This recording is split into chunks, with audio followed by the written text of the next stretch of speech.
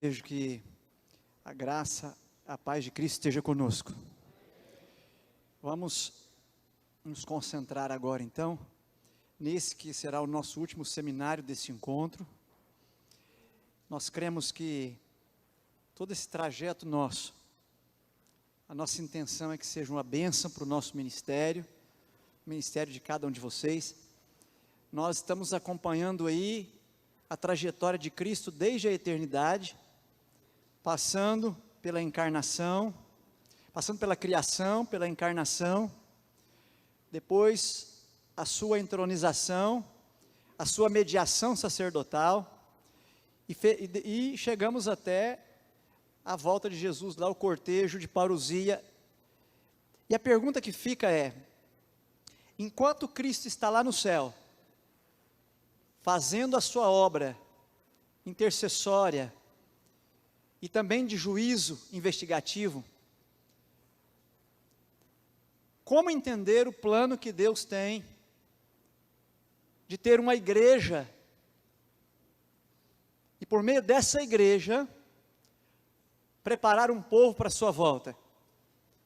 Então, esse nosso último seminário, nós vamos nos concentrar na igreja de Deus, na igreja de Cristo. Cristo está fazendo uma obra em favor da sua igreja, para que a sua igreja se mobilize em favor de todos aqueles que hão de estar preparados para a sua chegada. E nós vamos entender isso agora, e eu peço a você que tome a sua Bíblia, e nós vamos ler o nosso texto-chave. Apocalipse capítulo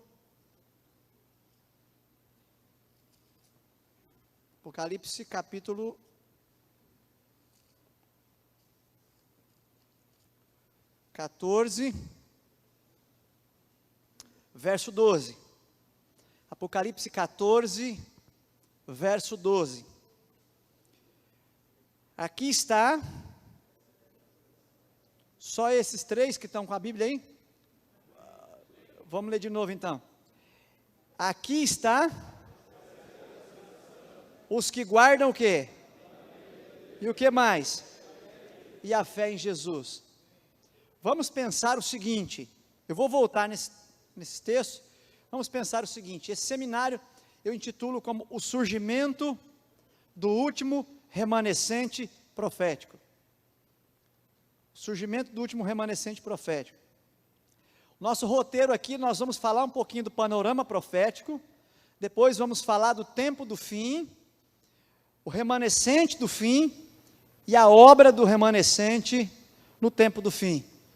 Nós vamos entender aqui que enquanto Cristo está lá no santuário fazendo uma obra, Cristo tem uma igreja aqui, que Ele designou, que Ele comissionou a pregar as últimas verdades, a restaurar as últimas verdades e pregar a última mensagem, a fim de preparar um povo para a sua chegada.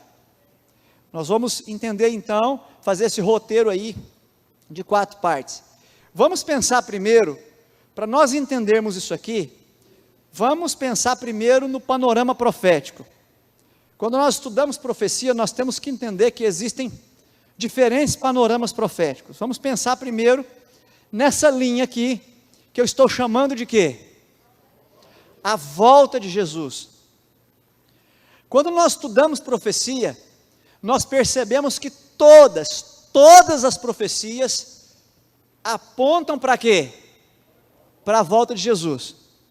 O ápice das profecias é a volta de nosso Senhor, para nos buscar, para finalmente responder ao clamor de todos os santos que viveram em todas as épocas. Até quando, Senhor? Até quando? Jesus então vai responder esse clamor por ocasião da sua volta. Então aqui nós temos primeiro panorama que a gente chama de mais longo. É quando a profecia fala, lê comigo ali, ó, é quando a profecia fala do chamado quê? Últimos dias.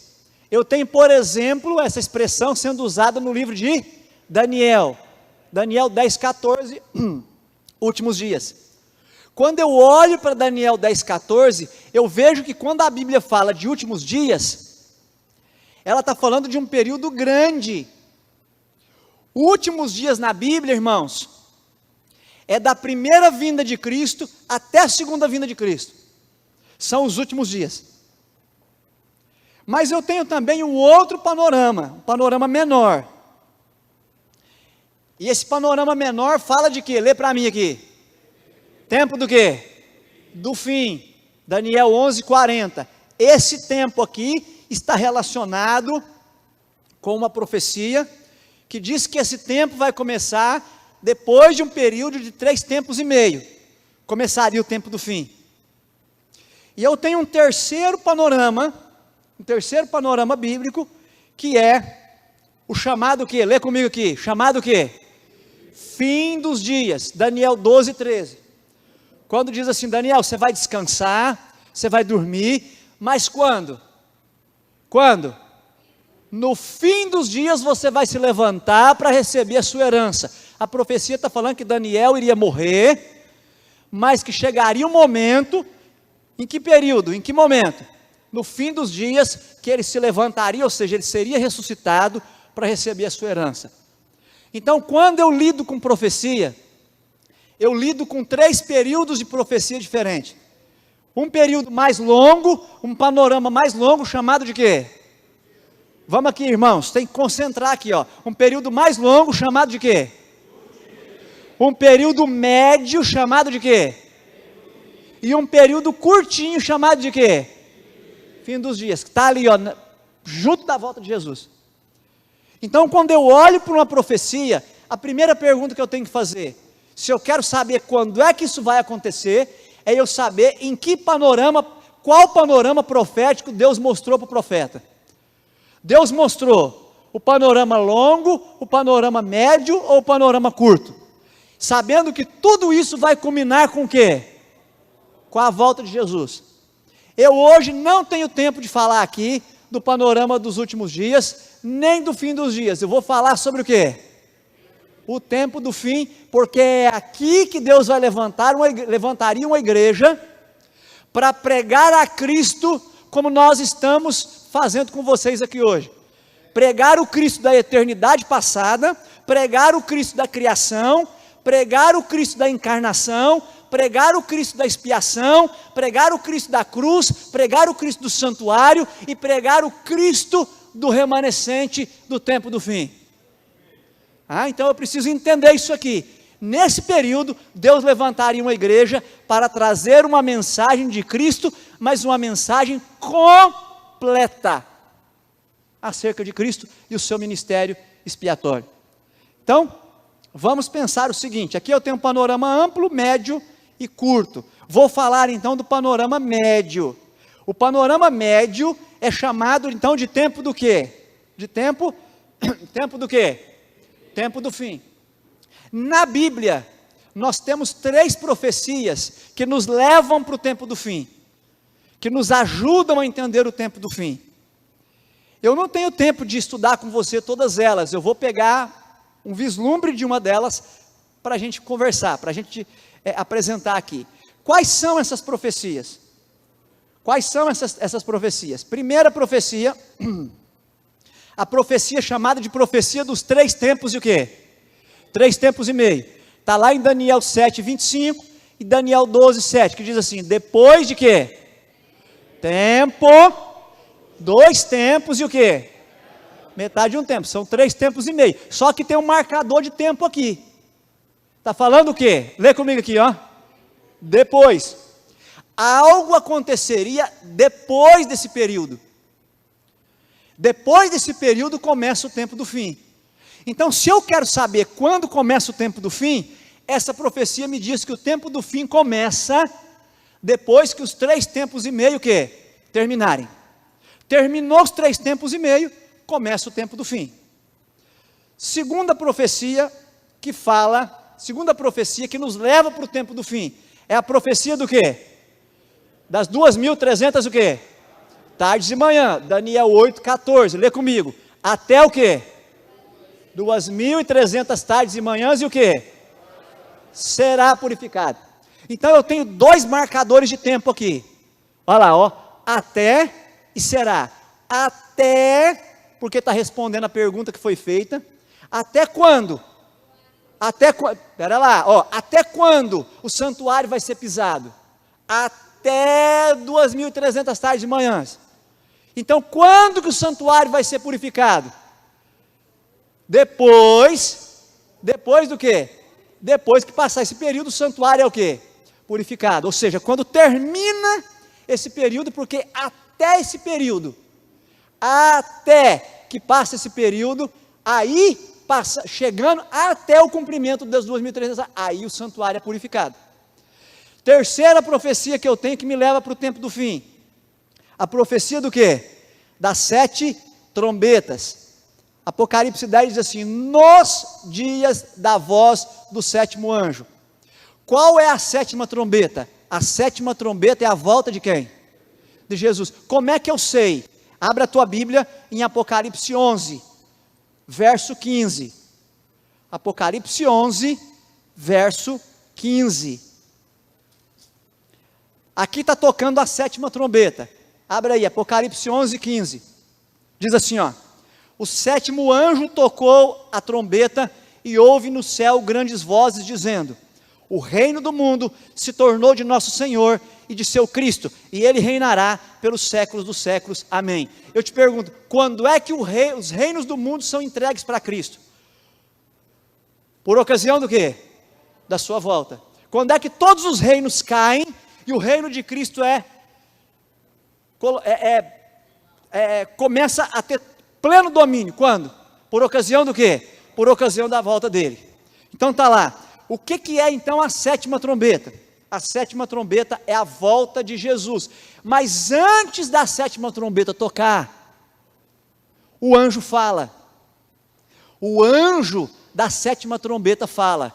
E a profecia diz aqui, ó, lê comigo, ó: nos dias da voz do 7º anjo, quando ele estiver o quê? Vamos ler lá em Apocalipse 10, 6 e 7. Apocalipse 10, 6 e 7, diz assim, ó. Apocalipse 10, 6, vamos ler só o 7. Mas nos dias da voz do 7º anjo, quando ele estiver para tocar a trombeta, cumprir-se-á então o mistério de Deus, segundo ele anunciou aos seus servos, os profetas. Quer dizer, antes do 7º anjo tocar a 7ª trombeta e Jesus voltar, ele vai falar, porque ele tem voz, ó, nos dias da voz do 7º anjo, ele vai falar. E aí esse período então vai acontecer várias coisas, e uma delas é o surgimento de uma igreja especial, de uma igreja que tem uma missão especial, que tem um evangelho especial, tem uma identidade especial. E é isso que você tem que entender hoje, porque isso também é parte do que Cristo está fazendo no plano da expiação. Levantar uma igreja com uma identidade e uma missão especial, para terminar a proclamação do evangelho, e ele então poder sair do santuário e vir buscar o seu povo. Então, vamos entender um pouquinho mais. Quando eu olho para essas 3 profecias, elas todas estão me dizendo o quê? Elas todas estão me dizendo quando começa o quê? O tempo do fim. Quando é que começa o tempo do fim? A profecia de 3 tempos e meio me diz que depois dos 3 tempos e meio. Quando é que começa o tempo do fim? A profecia das 2.300 tardes de manhã diz que até 2.300 tardes de manhã o santuário seria purificado. Ou seja, o tempo do fim é quando o santuário começa a ser purificado. E quando o santuário começa a ser purificado? Teria que correr até 2.300 tardes de manhãs. E a profecia das 7 trombetas me diz que o tempo do fim acontece nos dias da voz do 7º anjo. 3 profecias, 3 caminhos, trazendo para o mesmo ponto. Eu pergunto, seria isso importante então para o povo de Deus? Sim.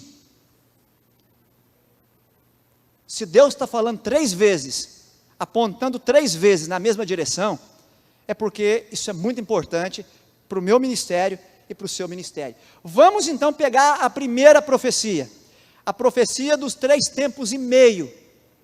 Cada tempo é um ano profético judaico, 360 dias ano.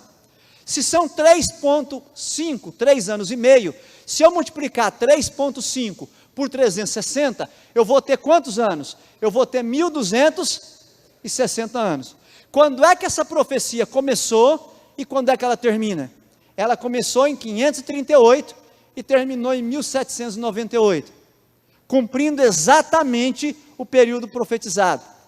Quando que ela começa? Em 538, o Édito de Justiniano, publicado em 533, começa a vigorar com força total. E o que dizia esse documento? Na parte 4 desse documento, dizia que o bispo de Roma poderia condenar à morte e os reis, o poder civil, teria que executar, sem discutir, a ordem do poder romano, a ordem do poder religioso. Então, nesse momento aqui, o poder civil é colocado o quê? É colocado como servo do poder o quê? Do poder o quê? Religioso. Quando é que isso é estabelecido? 533. Mas só começou a vigorar com força plena em 538. Se você contar daqui até 1798, quando o Papa foi aprisionado, correram exatamente 1260 anos. Essa profecia nos diz então, quando é que começou o tempo do fim? O tempo do fim começou quando? Vamos ler aqui, irmãos, quando é que começou o tempo do fim? 1798. Eu prometi um detalhe aqui para o pastor Moisés, a semana passada. Eu vou cumprir minha promessa agora. Eu prometi que eu ia mostrar aquela foto lá do túmulo de Napoleão. Então tá lá. Se você for na França hoje, a 3 quilômetros da Torre Eiffel, cerca de 3, 4 quilômetros ali, você tem o túmulo de Napoleão. Se você olhar para o túmulo de Napoleão, ele é enorme, e aqui, ó, o tamanho de uma pessoa aqui, ó. E ao redor aqui no corredor, tem várias imagens aqui, ó. Uma imagem, 2 imagens, 3 imagens, 4 imagens, 5 imagens. Tem várias imagens mostrando por que Napoleão é considerado um grande homem, uma grande figura pelos franceses. Eu fui numa daquelas imagens ali, me chamou a atenção e eu fui fotografar. E olha o que eu achei. Uma daquelas imagens era Napoleão sentado, e ele está com a mão direita colocando uma lei para baixo, ele está com a mão direita baixando uma lei, e com a mão esquerda, ele não baixa a lei, ele mostra uma outra lei. Para você entender isso aqui, eu vou aproximar mais a foto. Está aqui. A mão dele, que está abaixando a lei, está escrito assim, ó, em francês, droit romain, que significa, em português, lei romana, Institutas de Justiniano. Quando é que as Institutas de Justiniano entraram plenamente em vigor? 538. Napoleão tira isso aí, e Napoleão coloca o Código Napoleão, o Código de Napoleão, justiça, igualdade e razão para todos, e condições para todos. O que Napoleão está dizendo aqui? Ele tira o Instituto de Justiniano e ele coloca o Código de Napoleão. De quando é o Código de Napoleão? O Código de Napoleão começou a ser formulado, começou a ser trabalhado em 1792 e passa a vigorar com força total em 1798. Isso quer dizer, pastor Moisés, que a profecia de Jesus está se cumprindo. As pedras estão o quê? Clamando. Dessa lei até essa lei, quanto tempo se passou exatamente? 1200 e o quê? 3 tempos e meio. Coincidência ou Jesuscidência? Jesuscidência.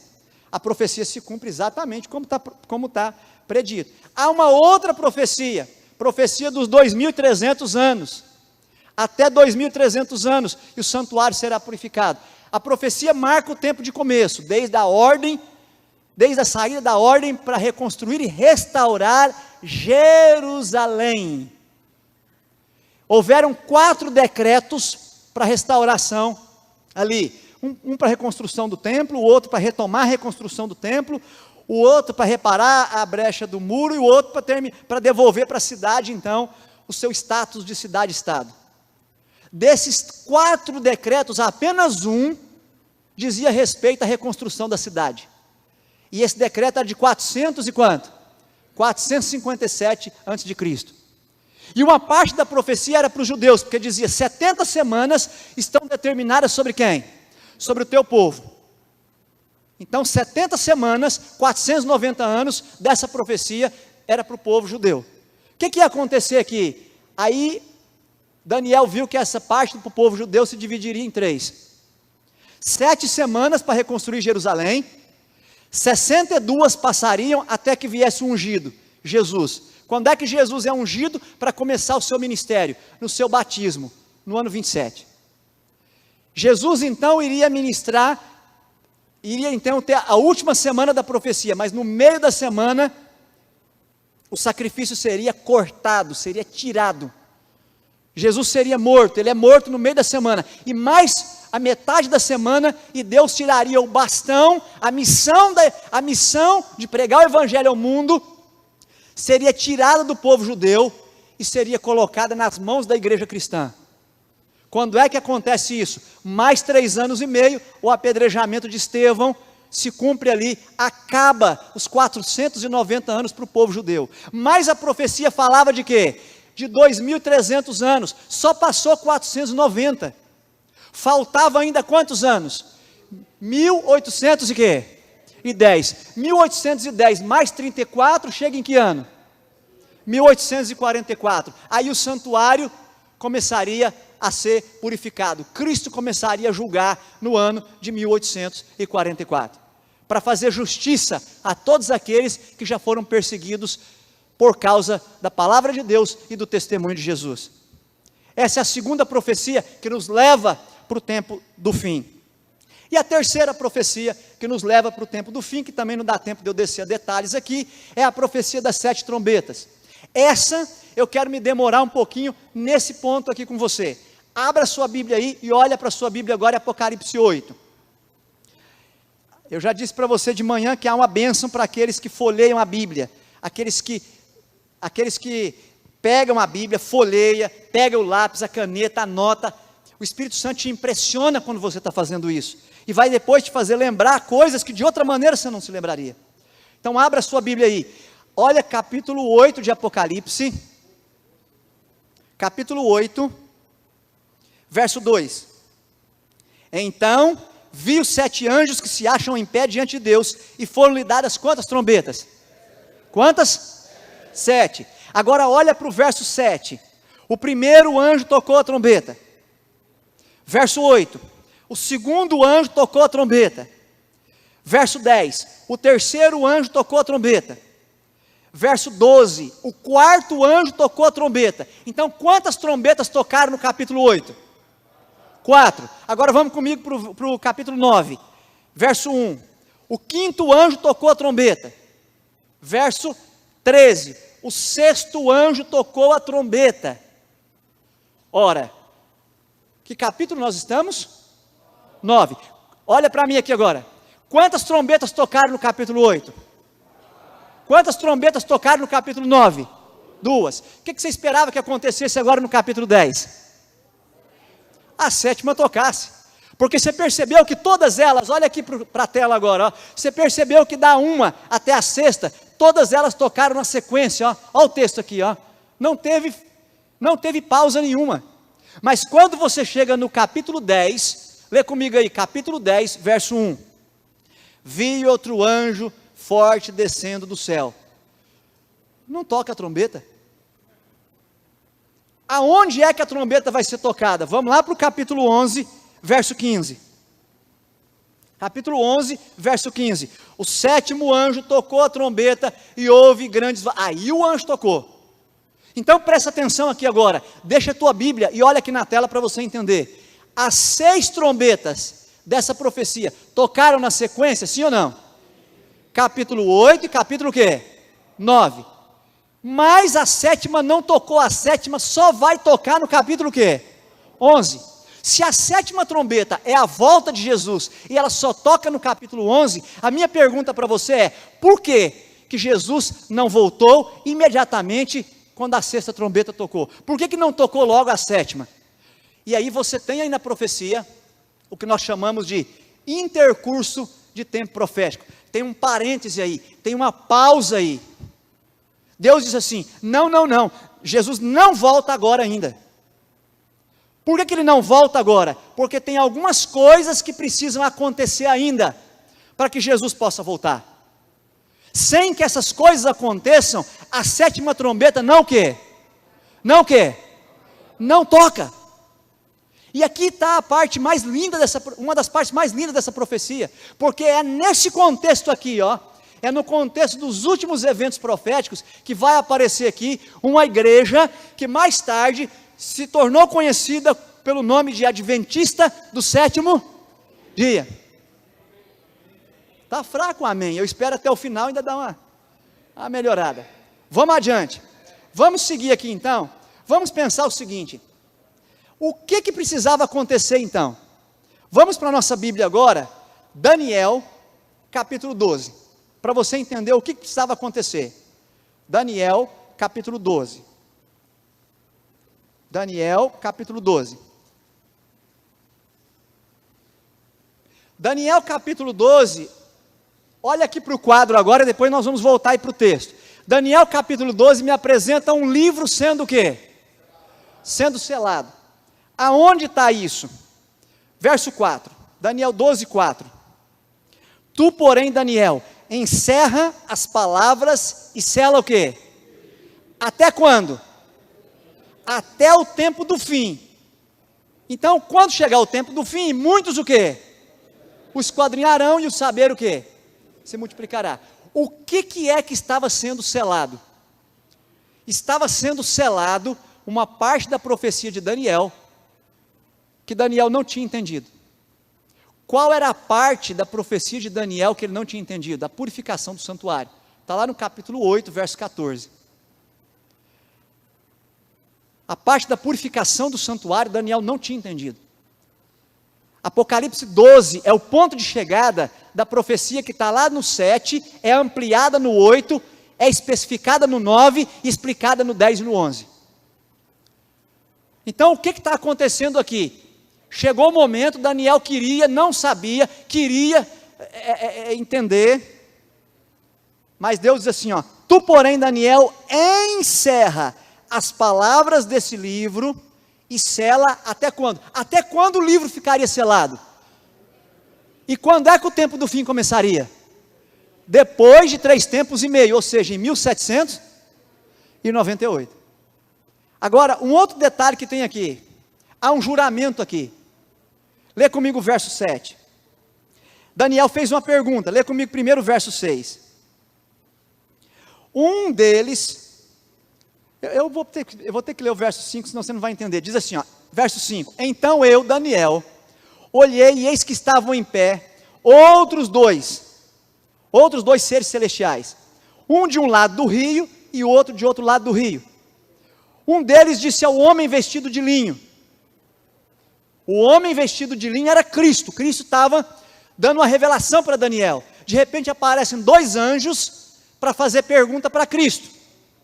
Olha lá, verso 6. Um deles disse ao homem vestido de linho, que estava sobre as águas do rio: quando se cumprirão essas maravilhas? Que maravilha? Aquelas maravilhas do verso 4. Tirar o selo do quê? Tirar o selo do quê? Do livro, porque o livro ficaria selado até o tempo do fim. E lá no tempo do fim as pessoas começariam a estudar, e as pessoas iriam entender, porque iam esquadrinhar, e o saber se multiplicaria em relação ao livro. E aí um anjo pergunta para Cristo: quando que vai acontecer essas maravilhas? E olha a resposta. Olha a resposta, verso 7. Ouvi o homem vestido de linho, que estava sobre as águas do rio. Ele fez o quê? Lê comigo aí. Levantou a mão o quê? Direita e o quê? À esquerda. Aonde? Ao céu. E fez o quê? Jurou. Por quem? Por aquele que vive eternamente, que isso seria quando? Depois de quando? 1 tempo, 2 tempos e o quê? Metade de um tempo. E quando se acabar a destruição do poder do povo santo, essas coisas se cumpririam. Olha o verso 8. Eu até ouvi, mas porém eu o quê? Não entendi. E aí Daniel perguntou de novo. Então eu disse: meu senhor, qual será o fim dessas coisas? Daniel não entendeu. E aí Deus foi firme com Daniel. Porque Deus é firme. Deus é firme. E aí Deus foi firme com ele. Olha a resposta. Vai, Daniel. Porque essas palavras estão o quê? E seladas até quando? Até o tempo. Você está querendo entender mais do que vai ser revelado agora. O que você vai entender agora é só isso. É que vai permanecer selado até o tempo do fim. E que depois disso, olha lá, ó, depois disso, verso 7, depois disso, quando se acabar o período de perseguição do povo de Deus, aí essas coisas vão se cumprir. Aí essas coisas vão se cumprir. Agora olha o detalhe, Cristo fez um juramento de quantas mãos? 2. Por que ele apontou as 2 mãos para o céu? Porque o livro já estava guardado. Aí ele colocou as 2 mãos para o céu e jurou. Detalhe aqui é importante, você vai entender. Terceiro detalhe aí. Então, essa profecia era para depois de um tempo, tempos e metade de um tempo, e por fim, ele diz, essas palavras estão encerradas e seladas até o tempo do fim. Agora vamos para Apocalipse 10. Você quer estudar com alguém que os adventistas são o remanescente da profecia? Está aí o roteiro, bem simples, bem fácil. Vamos para Apocalipse 10 agora. Apocalipse 10 é uma continuação de Daniel 12. Tremendo isso. Apocalipse 10 é uma continuação de Daniel 12. Então você entendeu. Agora vamos para Apocalipse 10. Chegou o tempo do fim. O livro ficaria selado até quando? Até o tempo do fim. Chegou o tempo do fim. Quem nos diz que chegou o tempo do fim? Apocalipse 10. Lê comigo aí. Verso 1. Vi um anjo forte descendo do céu, envolto em nuvem, com arco-íris por cima da cabeça, o rosto era como o sol, as pernas como coluna de fogo. Anjo aqui, do grego, a palavra anjo no grego, ela indica mensageiro. Pode se referir a Deus, pode se referir a uma pessoa, ou pode se referir a um anjo, a um ser angelical. Aqui se refere a Cristo. Como é que a gente sabe que é Cristo, pastor?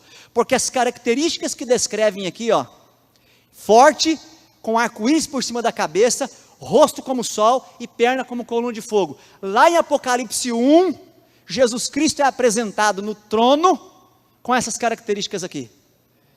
Então aqui está falando de quem? Nesse momento aqui, a mensagem é tão especial, pastor, mas tão especial, que quem vem dar a mensagem, Deus não deixa a mensagem com um anjo. A mensagem é tão especial aqui, que o próprio Cristo vem dar essa mensagem para João. Tamanha a importância dessa mensagem. E o que é que está profetizado aqui?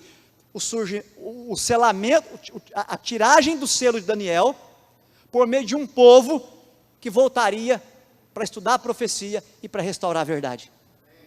Tremendo isso aqui. Olha a importância. E aí vem o verso 2. Tinha na mão um livrinho o quê? Aberto. Então o que é que eu tenho aqui? Olha para a tela, ó. Se em Apocalipse, Daniel 12, eu tenho um livro fechado, selado, em Apocalipse 10 o livrinho aparece o quê? Aberto. Por que o livrinho aparece aberto? Porque a profecia diz que ele ia ficar fechado só até 1798. Então, nesse momento aí da história, o livrinho já estaria aberto. Quer dizer que já passou 1798. Em algum momento próximo, logo após 1798, o livrinho já está o quê? Aberto. Detalhe, verso 2 ainda. Pôs o pé direito sobre o mar, e o esquerdo. Sobre a terra. E bradou com grande voz. Quer dizer, pé sobre o mar e sobre a terra, quer dizer que essa mensagem interessa para quem? Para quem? Para todos. Então deixa eu dizer aqui para você, ó, anote bem isso. A mensagem dessa igreja, desse povo que vai surgir aqui nesse momento da história, ela não é uma mensagem só para essa igreja. Ela é uma mensagem para o mar e para a terra, ou seja, ela é uma mensagem para todo mundo. Ela é uma mensagem que interessa a todo mundo. Então, se em algum momento você por acaso ouvir aí que Não, a mensagem adventista é só para nós, ou a mensagem do Espírito de Profecia é só para os adventistas. Não. A mensagem que esse anjo traz, ao colocar um pé sobre o mar e outro sobre a terra, indica a totalidade, ela é para todo mundo. Verso 3 ainda, né? E bradou com grande voz como ruge um leão, e quando bradou, desferiram 7 trovões as suas próprias vozes. Logo que falaram 7 trovões, eu ia escrever, mas uma voz vinda do céu disse: guarde em segredo as coisas que os 7 trovões falaram e não escreva. Seres ali celestiais falaram algo, João entendeu, ele ia escrever, mas foi dito para ele que ele não devia escrever. E a senhora White que diz que o que ele escutou foi a exortação de que nesse momento da história haveria experiências amargas para o povo de Deus. Que tipo de experiência amarga? O texto vai dizer. Vamos ler o verso 5. Então o anjo que via em pé sobre o mar e sobre a terra, levantou a mão direita para o céu. Quantas mãos ele levantou? Quantas? Uma. Qual? Por que ele não levantou as duas? Porque o verso 2 responde, porque ele já tinha na outra mão o livrinho o quê? Aberto. Então olha para a tela agora. Juramento de 2 mãos em Daniel 12, juramento de uma mão só em Apocalipse 10. Por que ele jura com as 2 mãos em Daniel 12? O livro está guardado. Mas por que ele jura com uma só agora? Ele está cumprindo a promessa. A promessa é que o livro seria aberto, e ele está cumprindo a promessa. O livro está aberto, amém? Olha o detalhe. Olha o detalhe. E aí nós temos o verso seguinte, diz: que ele jurou por aquele que vive pelos séculos dos séculos, o mesmo que criou o céu, a terra, o mar e tudo que neles existe. Um fragmento do 4º mandamento. Isso já te ilustra a missão desse povo que vai ser chamado aqui. E aí diz assim, ó: já não haverá tempo. Aí está traduzido como demora, mas se você for para o grego do livro de Apocalipse, lá está escrito assim, cronos, que não haverá mais cronos. E o termo cronos significa tempo que a gente pode contar. No grego nós temos 2 tipos de tempo, o aionios e o cronos. O cronos é o tempo que eu posso contar. O aions ou aionios é o tempo de eras incontáveis, que não termina. Se você for para a Septuaginta, que é a versão grega do Antigo Testamento, Daniel, olha lá, ó, Daniel 12, verso 7, quando fala tempo, tempos e metade de um tempo, é usado cronos pela Septuaginta. E aqui em Apocalipse também, cronos não há mais. Sabe o que o anjo está falando aqui, pastor Moisés? Está dizendo, olha, você está lembrado daqueles 3 tempos e meio lá que iam acontecer? Não há mais tempo. Ou seja, todas as profecias de tempo exato já tinham o quê? Já teriam o quê? Se cumprido, terminado. Como a profecia mais longa de tempo é 1844, isso quer dizer que essa profecia se cumpriria quando? Quando é que não haveria mais tempo? Quando é que não haveria mais profecia de tempo? A partir de 22 de outubro de quê? De 1844. Depois disso, não há mais profecia de tempo exato. Então tome cuidado com as mensagens de internet que estão marcando data para a volta de Cristo. Não há, depois disso que nós temos são sinais dos tempos, mas não profecia de tempo exato.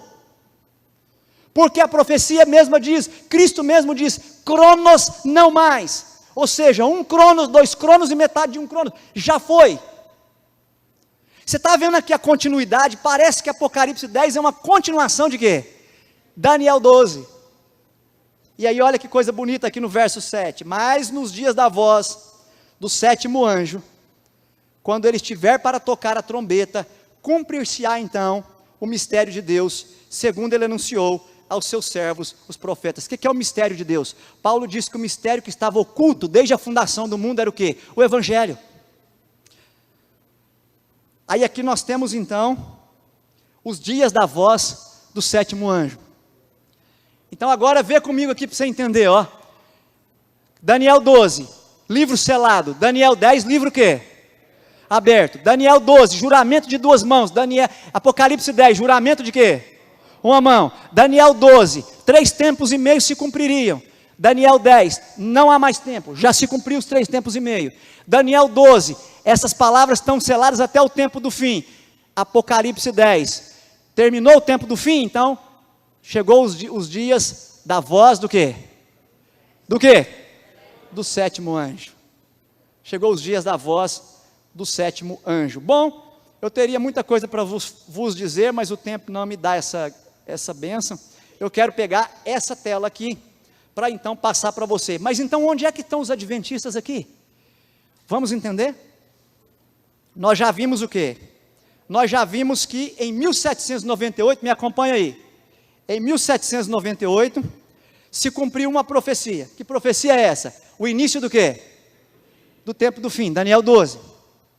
Em seguida, não dá tempo de eu estudar com você, peço que você aceite pela fé, mas se o Senhor nos conceder a graça, a gente pode, numa outra ocasião, estudar a profecia das 7 trombetas, e você vai ver que a 6ª trombeta, e a Ellen White fala isso claramente no grande conflito, a 6ª trombeta tocou em 11 de agosto de 1840, com o quê? Com a queda do Império Turco-Otomano, que está caracterizado aí em Apocalipse 9.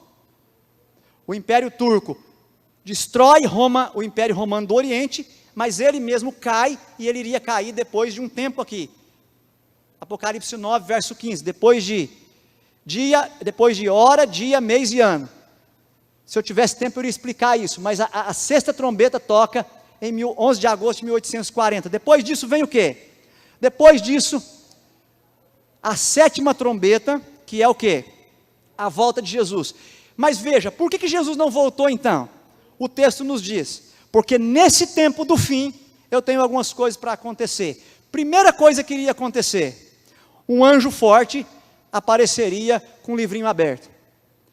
Quando o Papa foi preso em 1798, o mundo inteiro ficou maravilhado e correram para as profecias para entender como que isso era possível. E ao correr para as profecias, o livrinho começou a ser o quê? Começou a ser o quê? Aberto. E isso foi tão forte, que isso aqui gerou um movimento de estudo profético nos Estados Unidos. Mais tarde esse movimento foi encabeçado por Miller e chamado de movimento millerita. Depois esse movimento passou a ser chamado de movimento adventista. Depois esse movimento passou a ser chamado de movimento adventista da porta fechada.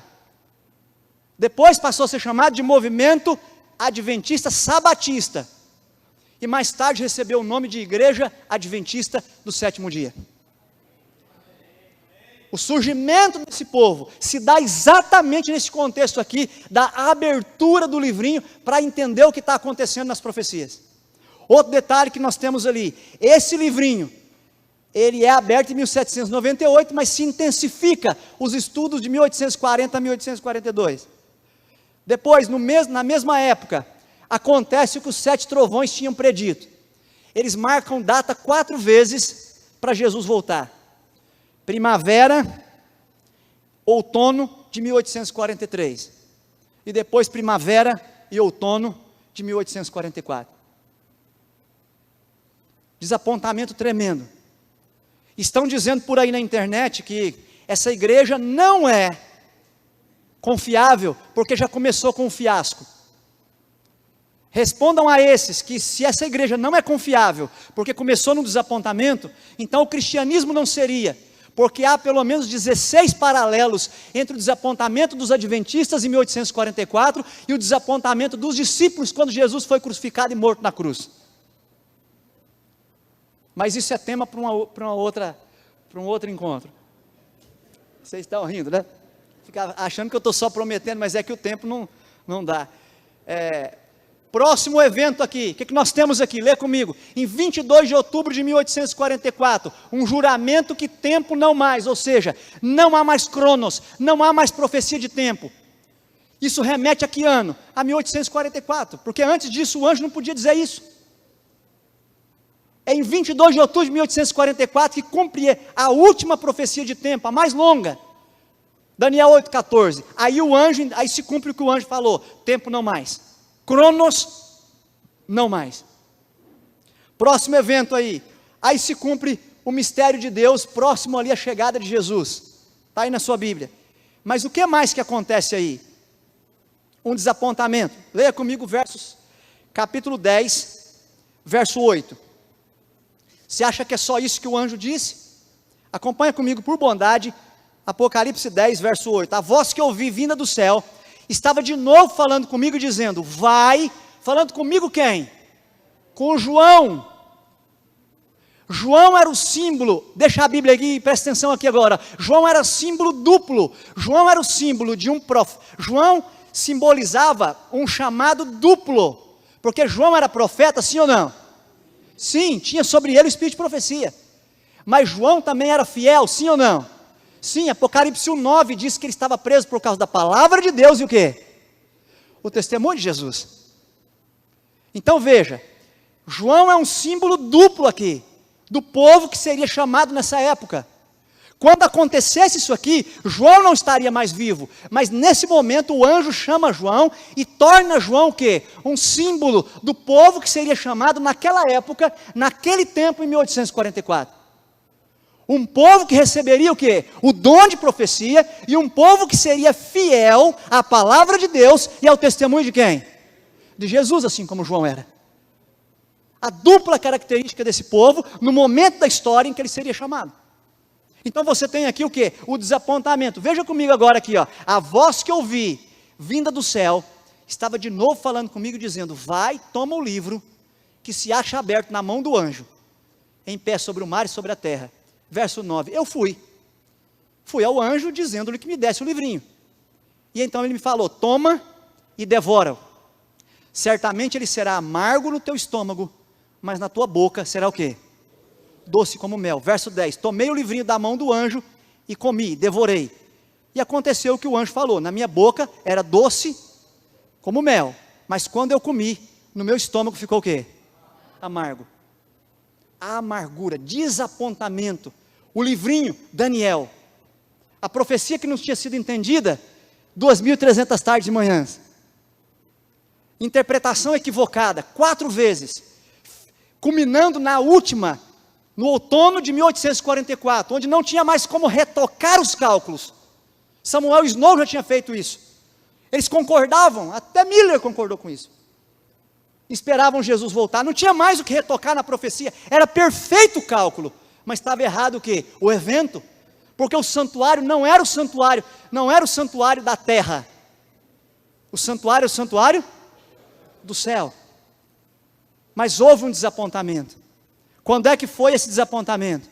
22 de outubro de 1844. Tremendo. Está aí, ó. Olha como é que os eventos estão acontecendo. Em seguida, verso 11. Lê comigo aí, capítulo 10, verso 11. Então me disseram: é necessário que o quê? Que ainda profetizes a respeito de muitos povos, nações, línguas e reis. Ou seja, logo em seguida ao desapontamento, o anjo diz para João: não, mas você precisa profetizar ainda. E essa partícula aqui no grego é muito significativa, ainda. Ainda aqui significa que tem que profetizar, tem que continuar estudando a profecia, falando da profecia, recebendo a profecia, a mesma que estava sendo estudada antes, porque senão não estaria escrito aqui ainda. Tem que voltar para a mesma profecia, estudar e pregar ainda. Sabe o que é isso aqui? Isso aqui é o comissionamento profético do povo que naquela época teve o desapontamento e voltou para a profecia, para entender melhor a profecia, porque eles ainda tinham que pregar a quem? Lê comigo aí, ó, a muitos povos, nações, línguas e o quê? E reis. Próximo evento aqui, ainda agora de 22 de outubro de 44 em diante, medição do santuário. Por que esse povo tem que ir e tem que falar e tem que ser logo? Capítulo 11, verso 1. Você sabe que a Bíblia não foi escrita com capítulo e versículo, divisão de capítulo e versículo, isso aqui foi feito depois.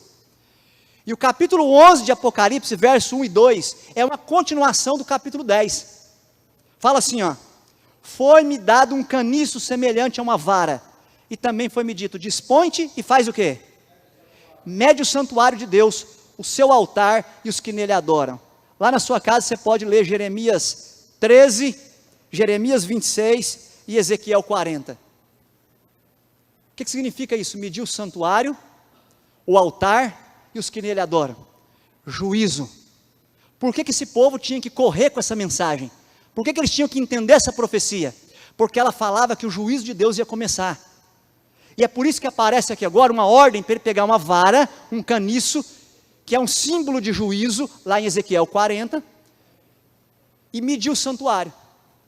Por que esse povo tinha que pregar com toda velocidade, com toda intensidade, com toda responsabilidade, com todo o ânimo? Porque o juízo de Deus estava começando. O santuário estava começando a ser purificado. E esse povo tinha que pregar. Então está aí a medição do santuário. Penúltimo aqui. Por que esse povo tinha que pregar? Por que o santuário estava medindo? Por que Jesus não volta então? Porque haviam verdades a serem restauradas. Se você ler do verso 3 em diante, você vai ver por que Jesus não volta. Além de ter que levantar um povo, Jesus não volta porque as verdades tinham que ser restauradas. Lê comigo capítulo 11, verso 3. Diz assim, darei às minhas duas o quê? Que profetizem por quanto tempo? Vestida de quê?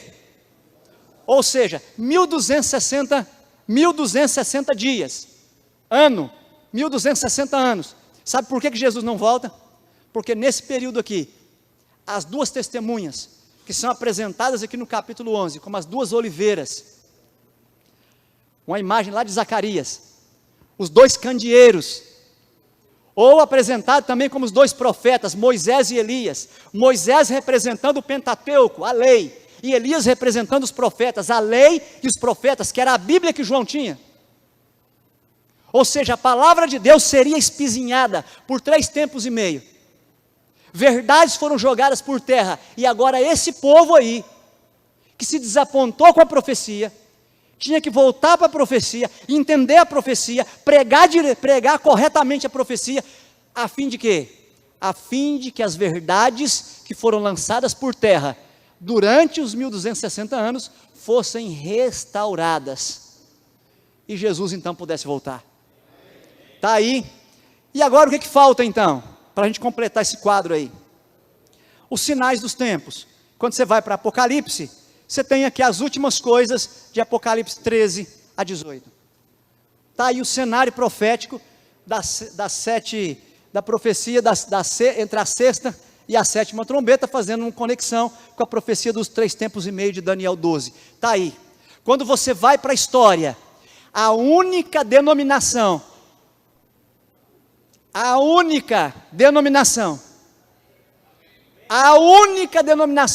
que surgiu nessa época, que participou do desapontamento, que recebeu o dom de profecia, que restaura todas as verdades, chama-se Adventistas do Sétimo Dia.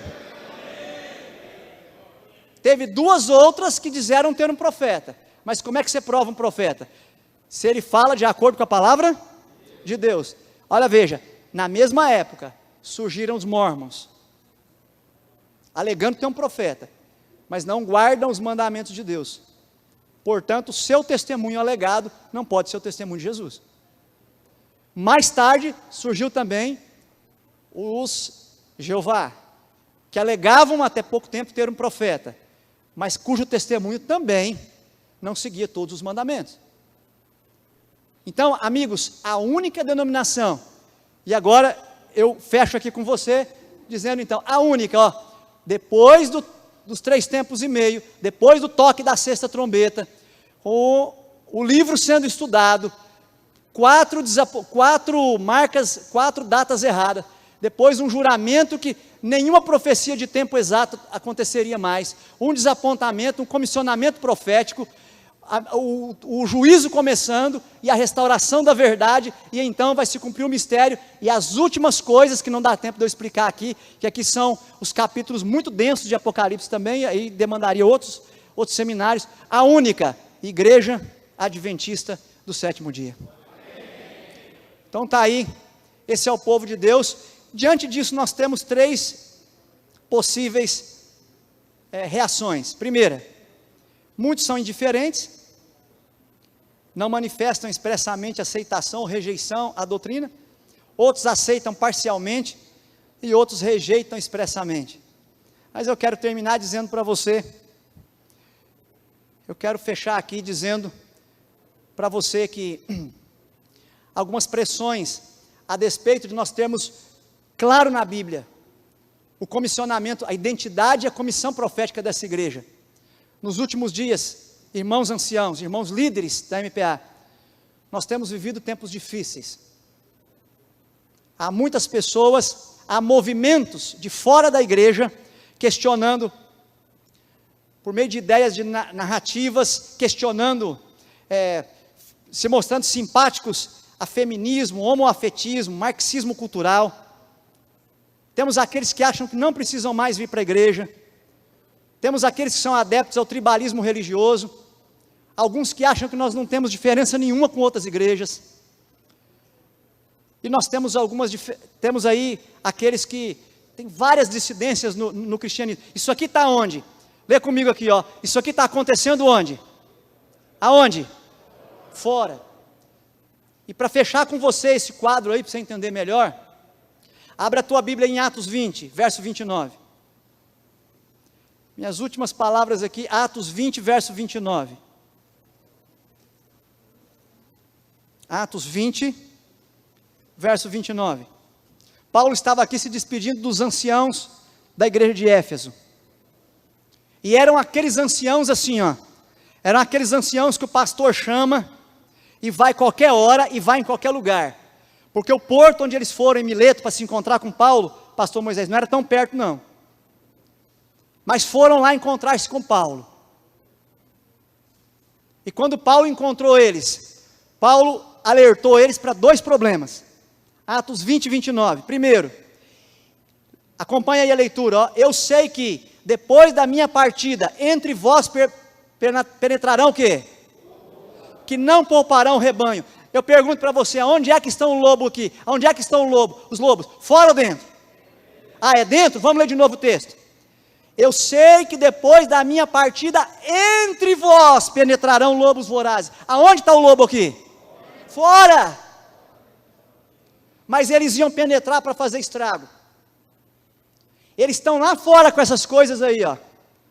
Mas quando eles entram e influenciam, você começa a ver gente na igreja querendo propor novas formas de ler a Bíblia. Ah não, isso aqui está escrito, a igreja entendeu isso aqui, mas não é bem assim. As chamadas teologias contextuais, não, Ellen White falou isso, mas foi para o tempo dela. Agora é outra coisa. Irmãos, liturgia emergente. Aquele negócio assim, não tem mais liturgia na igreja. Igual o tempo dos juízes, cada um faz o que é reto aos próprios olhos. Não, porque agora é assim, porque agora gosta assim. Os lobos entraram e estão fazendo estrago. Vivência tribal, não, eu estou na igreja, mas eu quero me parecer e eu quero agir conforme a minha tribo faz. Eu quero viver dentro da igreja algumas coisas que eu vivia lá fora antes de me converter. O chamado novo adventismo, que alguns estão promovendo aí na internet. E nós chamamos isso hoje de semidissidências. Sabe qual a diferença da semidissidência com a dissidência? O dissidente sai. O semidissidente vive como dissidente, mas ele o quê? Permanece dentro da igreja. E faz um estrago tremendo. Agora eu quero ler com você o verso seguinte de Atos. Eu li sobre os lobos que estariam fora e entrariam. Agora eu quero ler sobre os lobos que estão dentro, verso 30. E que, dentre vós mesmos, se levantarão homens falando o quê? Falando o quê, irmãos? Coisas pervertidas. E aonde eles estão? Dentre vós mesmos. Para arrastar os discípulos atrás deles. Então vamos pensar os de dentro, né? Nós temos ali liberais de fora e de dentro, e temos os perfeccionistas de fora e os de dentro. E normalmente os liberais eu já mostrei por onde eles vão, e os perfeccionistas vão para o alegorismo ou literalismo escatológico extremo. Tem ímpeto separatista da igreja. Eles pregam que uma igreja vai sair de dentro da igreja. Não tem isso na profecia, mas eles pregam. E aí nós temos já 3 igrejas que saíram com essas ideias aí. Chamados ministérios independentes, que estão inclusive aí no Brasil. E aqui nós temos as dissidências. Mas aonde esse povo está? Aonde esse pessoal está? Fora. Mas quando eles entram, eles têm um literalismo escatológico extremo. 144 mil é literal. E aí estão lá só aqueles que eu acho que tem que estar lá. E outras coisas mais, estou dando só um exemplo. São normalmente perfeccionistas ou reformadores, não no sentido de reformador, de reforma bíblica, reforma profética, mas reformador no sentido assim, eles querem reformar a igreja à luz do que eles pensam que a igreja tem que ser. E eles pregam que há uma igreja dentro da igreja. Só que você não vê isso na profecia. Eu quero abrir os olhos de vocês para a profecia. A profecia diz que o último remanescente Deus levantou quando? Em 1844. É bem verdade, que com a sacudidura, muitos que estão dentro vão sair, e muitos que estão fora vão entrar. Mas em lugar nenhum da profecia, você vê a profecia falando que uma igreja vai sair de dentro da outra igreja, que foi levantada em 1844. Então, se alguém bater lá na tua porta, e eles estão por aqui, nós sabemos que eles estão próximos aqui de nós, e chega aquela conversa, chega aquele negócio, conversa piedosa, eles chegam no sábado de manhã, com a lição da escola sabatina na mão, com a Bíblia, e eles sentam lá, e se você der oportunidade, eles passam a lição, muitas vezes melhor do que alguns aqui, sabe? E eles pregam, e gostam de profecia, e ensinam, sabe? Mas aí eles começam a te visitar em casa, e levar essas ideias aqui, de que uma igreja vai sair de dentro da igreja, e de que você, se quiser ser salvo, tem que fazer parte dessa igreja que vai sair dessa igreja. Mas eu estou aqui nessa tarde, para te exortar em nome de Cristo, que isso não é bíblico. Eu te mostrei a profecia, o último remanescente foi levantado em 1844, o que tem de lá para cá, é gente que sai, e gente que o quê? Que entra. E quem sai, não sai como igreja, quem sai, sai como dissidente. E quem entra, entra para fazer parte do remanescente. Então, vocês são pastores do rebanho de Deus nessa região. Estudem, se precavejam, provai todos os espíritos. E para fechar, movimento, e já tivemos movimentos assim na história do adventismo, movimento da carne santa, os chamados adventistas históricos e outros que eu estou orientando uma dissertação de mestrado, e nós já listamos, só aqui no Brasil, 14 dissidências adventistas. Só aqui no Brasil, não, desculpe, na Sul-América, 14 dissidências adventistas. E eles estão aí. E tão perigoso quanto as dissidências, eu já falei, é a semi-dissidência. É o camarada que não sai, não é adventista mais, mas ele não sai. Ele fica dentro, contaminando, enfraquecendo as pessoas na igreja. Estudem. Por último, os ministérios parasitários, ministérios que sugam da igreja, mas que trabalham contra ela. Esses são o que nós chamamos de semidissidências. Estão com o nome no livro da igreja, mas estão trabalhando contra a igreja, contra a unidade do povo de Deus, contra a unidade profética e a missão profética do povo de Deus. Eu quero fechar deixando 2 textos com você. A verdade para esse tempo é ampla em seus contornos, de vasto alcance, abrangendo muitas doutrinas. Essas, porém, lê comigo, não são o quê? Unidades destacadas, de pouca significação, são unidas por áureos fios, formando o quê? Um todo completo, tendo Cristo como o quê? O centro vivo. As verdades que apresentamos da Bíblia são tão firmes e inabaláveis como o quê? O trono de Deus. E aqui diz assim, ó, há muitas verdades preciosas contidas na palavra de Deus, mas é o quê? A verdade presente que o rebanho necessita agora. Tenho visto o perigo de mensageiros se afastarem dos importantes pontos da verdade presente, para se demorarem em assuntos que não são de molde a unir o rebanho que santificar a alma. Satanás tirará disso toda a vantagem possível para prejudicar a causa. Quando for falar de Cristo, pregue o trajeto completo de Cristo. Eu disse mais cedo, os nossos irmãos aí fora estão fazendo o trabalho de pregar o Cristo do arraial e o Cristo do altar, morto na cruz. Mas é o remanescente do tempo do fim, que além de pregar o Cristo do arraial, além de pregar o Cristo do altar, além de pregar o Cristo da pia, além de pregar o Cristo do lugar santo, prega também o Cristo do lugar santíssimo, e prega também as 3 etapas seguintes ao Cristo do lugar santíssimo. Nós não podemos nos demover da nossa missão, para isso nós fomos chamados. E penúltimo aqui diz assim, aqui estão os princípios que não podemos considerar com indiferença. Aqueles que compreenderam a verdade, sentiram sua importância e tiveram experiência nas coisas de Deus, devem ensinar o quê? A seus filhos, que tornem os filhos familiarizados com os grandes o quê? Pilares da nossa fé. As razões porque somos adventistas do 7º dia, porque fomos chamados, como foram os filhos de Israel, para ser um povo o quê? Uma nação o quê? O quê? Separadas e distintos, de quê? De todos os outros povos da face da terra. Essas coisas deveriam ser explicadas a quem? Aos filhos. Então, por fim, os pregadores não devem ter escrúpulos em pregar a verdade, como é encontrada na palavra de Deus. Deixem a verdade cortar. Foi-me mostrado que os ministros não têm mais êxito, porque o quê? Vê aqui, receiam o quê? Ferir sentimentos, têm medo de não ser o quê? Corteses, baixam o padrão da verdade, se possível, ocultam a peculiaridade de nossa fé. Vi que Deus não poderia fazê-los o quê? Bem-sucedidos. A verdade deve ser exposta, e a necessidade de uma decisão exortada. Irmã, olha lá, ó. A necessidade de uma decisão o quê? Exortada. Nós temos que pregar a verdade e exortar para a decisão.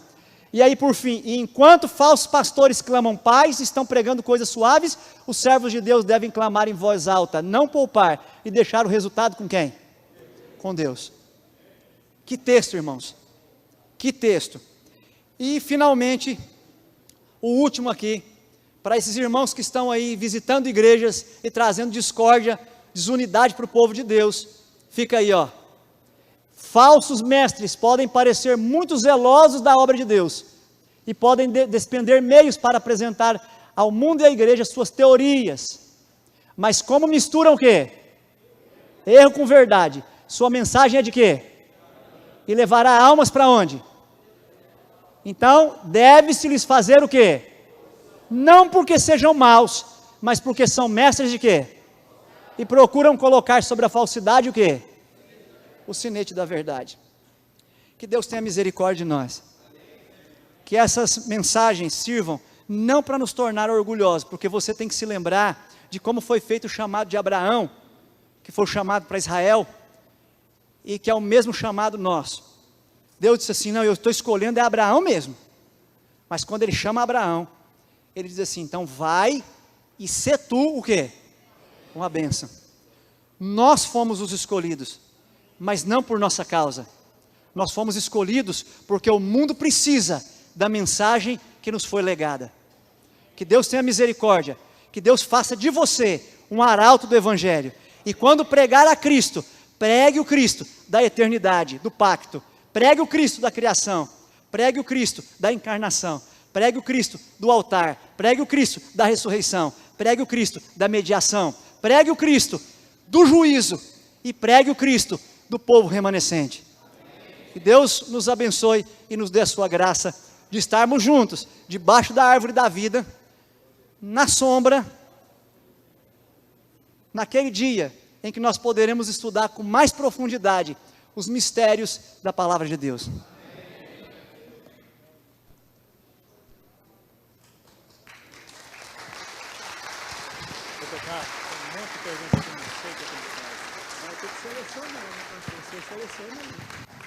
Irmãos, estou dizendo aqui ao Dr. Carlos que eu tenho um monte de pergunta aqui, eu não sei o que eu faço, o tempo acabou.